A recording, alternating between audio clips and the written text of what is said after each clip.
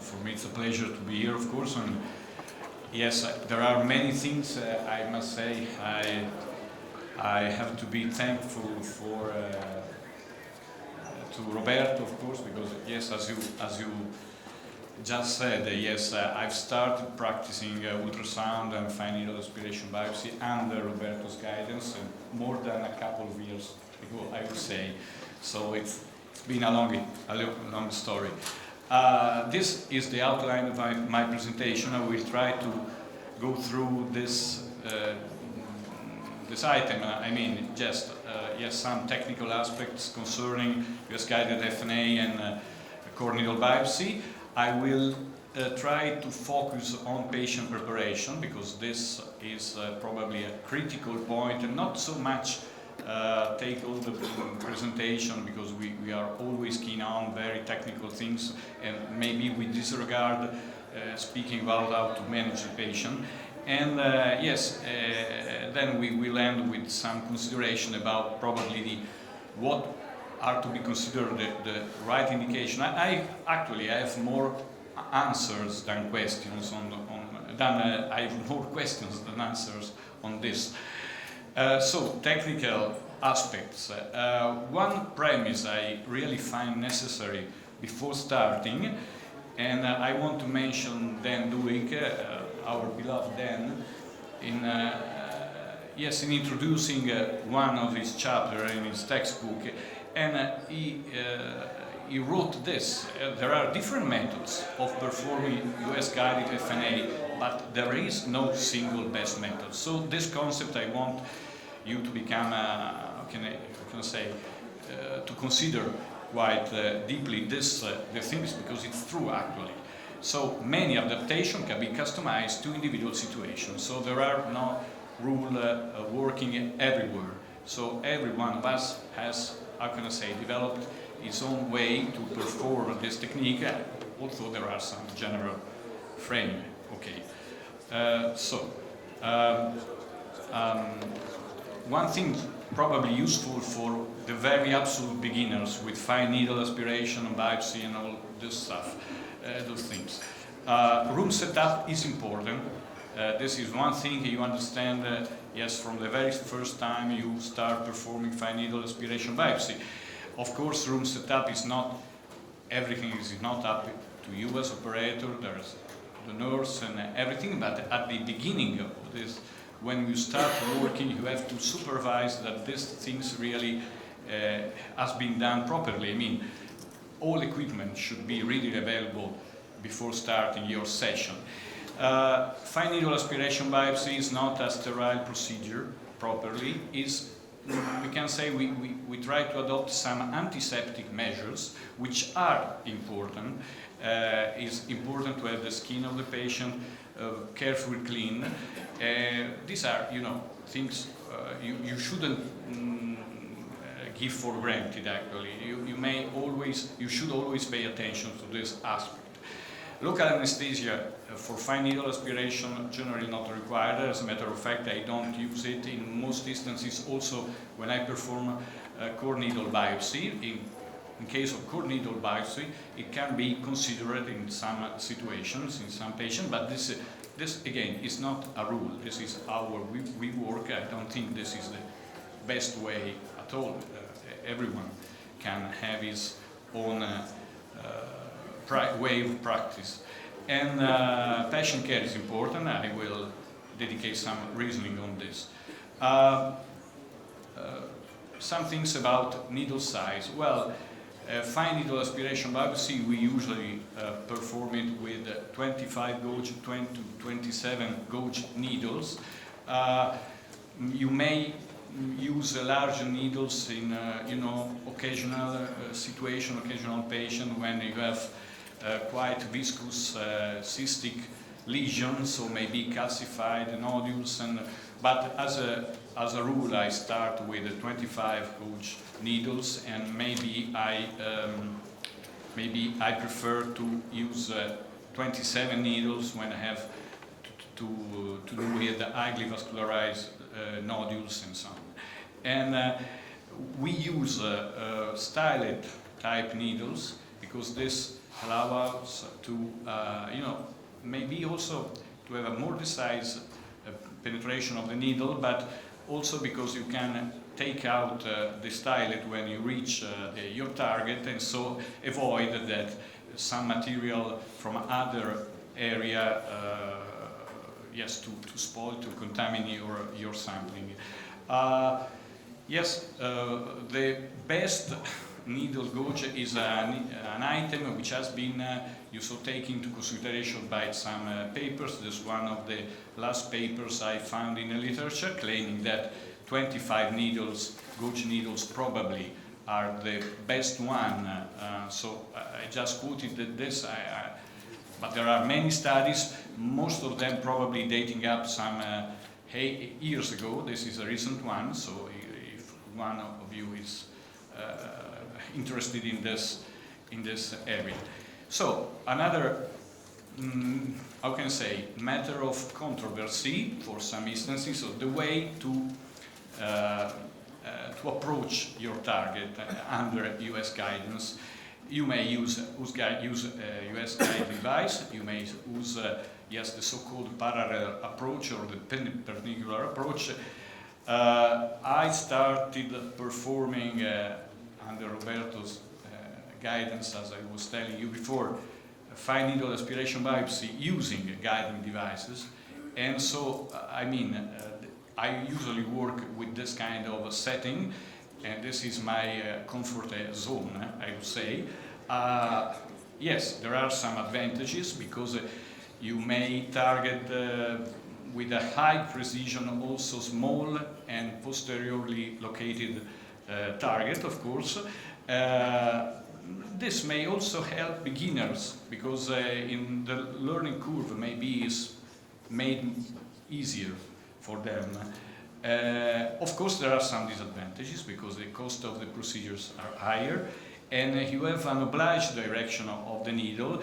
You can overcome this just taking away the guiding device as soon as you approximate the target, but however the sampling area is more restricted as compared to when you go, I would say, freehand. Okay. The parallel approach, well, when you use guiding devices like I showed you before, you use in fact a parallel approach, and this way you can see and follow the image of the needle getting into and getting near your target. So is the way probably you feel safer. You have always under your sight the needle. The perpendicular approach, in this approach, maybe I can ask you also, so how many of you use ultrasound guiding devices when you perform fine needle aspiration here?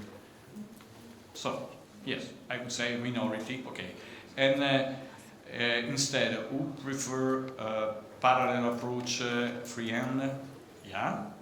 And then perpendicular approach, okay. So the majority probably with parallel approach. So this is interesting, and this probably is the, how can I say, the most common way. Perpendicular approach is preferred by probably very skilled people already very confident in their technique, because it's, you see, more, I wouldn't say more risky, but yes, you are not expected to see the needle when it goes in, so you need to be, yes, more confident. This is a recent paper. I want to show you, of course, there are no recent papers about comparison between parallel and perpendicular approach. One thing underlined by the authors of this study, well, they say that parallel approach is preferred by the patient in terms of pain and feeling and discomfort. I don't know. Yeah, I just show you. This is, you see, again, you can. Yes, okay, I totally agree. Aspire, not aspire, aspiration or capillarity. This is another good point.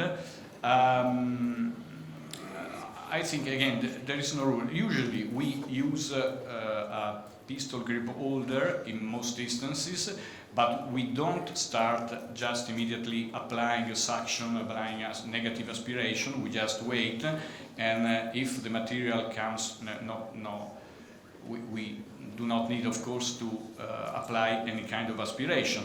I don't use capillary sampling as a rule, but there are colleagues using. How many of you use capillary? Yeah, okay. So, again, there's no best method. There are different ways to approach this. The thing probably, yes, aspiration, sure, for sure, causes more hematic sampling, probably more traumatic for the target. And syringe holder, the pistol, the Cameco pistol syringe holder, this kind is felt a bit, how can I say, cause a bit of, some operators don't feel at ease using this, well, huge or large instrument. So, I mean, the learning curve could be a bit more complicated for beginner, but okay. This fact is very important. There's no time to discuss everything, but we are very keen on choosing the needle, keen on choosing if yes, we're using a syringe holder or not, or a spiral, just capillarity and so on. We do not we must not disregard the fact that slide preparation is as much as important as the sampling. So, as again, I already mentioned Dan's wisdom, and the entire procedure would be worthless, a worthless exercise if you don't care, if you don't, yes, pay enough attention to the way you prepare your slide. And in your learning curve, it's fruitful to be assisted by your beloved pathologist and cytologist, and just say, well, you are doing well, you are doing not so well, just you have to ameliorate something. And then this again is an important point. The number of our institution, of our department, we measure what we are doing. I mean, we have our pathologists once a year. They say, well, they tell us how many benign, how many non-diagnostic are a bit high. I mean, high percentage, more than around 10–12%, but also type 1C are here. I mean, when we collect from cystic nodules, you have type 1C, so you have to consider this. However, this is important. Also, cytohistological correlation are very important, because these figures help us to understand what goes well, what goes not that well, and you may direct your, improvement. Maybe you have to change things and so on. So this is very important, I think, when you start working. And core needle biopsy. Core needle biopsy in our hands is a technique we use in selected situation. I know that there are, colleagues from Far East, probably, they use more frequently than us, I would say, in the Western world. We use fine needle aspiration biopsy for diagnostic purpose as a rule, and in selected situation, core needle biopsy. Here, a local anesthesia is not obliged, I would say, but can be considered if you think that, yes, the patient and the procedure can be more, how can I say, difficult for the patient to accept it and to stay calm during the procedure.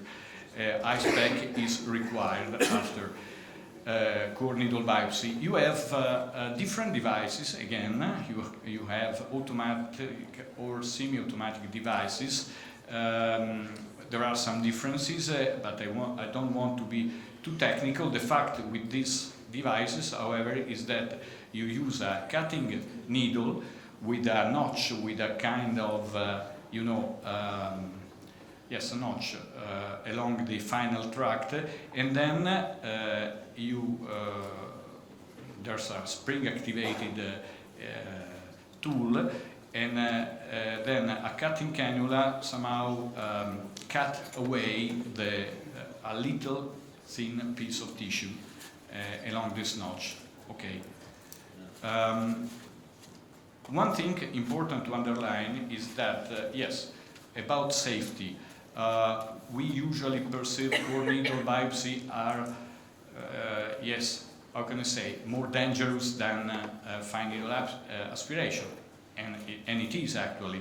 But I want to underline that in most major series in the literature, well, major complications, I mean really serious problem for the patient, so damage to, how can I say, noble structures of the neck is observed really in, can be considered actually exceptional. In our end, we never experienced major problem with core needle biopsy. Of course, you need to be more, how can I say, experienced in fine needle biopsy before starting working with those kind of devices, which are